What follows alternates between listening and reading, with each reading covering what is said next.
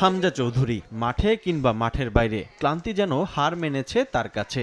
সোমবার সন্ধ্যায় ঢাকায় পা রেখে পরদিন সকালেই ব্যক্তিগত কাজে যুক্ত হলেন হামজা। নেপাল ও ভারত ম্যাচ সামনে রেখে দেশে এসেই আলো ছড়াচ্ছেন তিনি।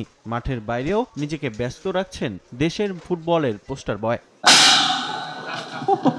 এবার নতুন এক পথ চলা শুরু হামজার। দেশের একটি টেলিকম কোম্পানির সঙ্গে যুক্ত হয়েছেন তিনি। আগামী 1 বছর কোম্পানিটির ব্র্যান্ড অ্যাম্বাসেডর হিসেবে কাজ করবেন লেস্টার সিটির এই ফুটবলার। নতুন এই অভিজ্ঞতা নিয়ে রোমাঞ্চিত তিনি। Firstly, it's an honor. It's one of the biggest companies in the country. And like we say, to obviously strive to help the younger generations and all the customers we already have.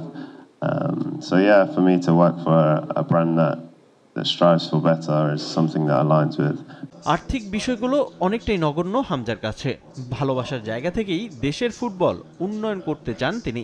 It's not never just about the money. Obviously, money always helps, but it's the passion for my country and how I can improve the conditions in this country.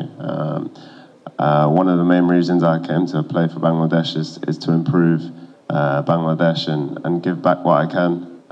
A lot of my childhood memories are from Bangladesh and আসন্ন নেপাল ও ভারত ম্যাচে সমর্থকদের জয় উপহার দিতে বদ্ধপরিকর হামজা। দুই বড় game আছে, Nepal friendly game, ইন্ডিয়ার সঙ্গে জিতবো।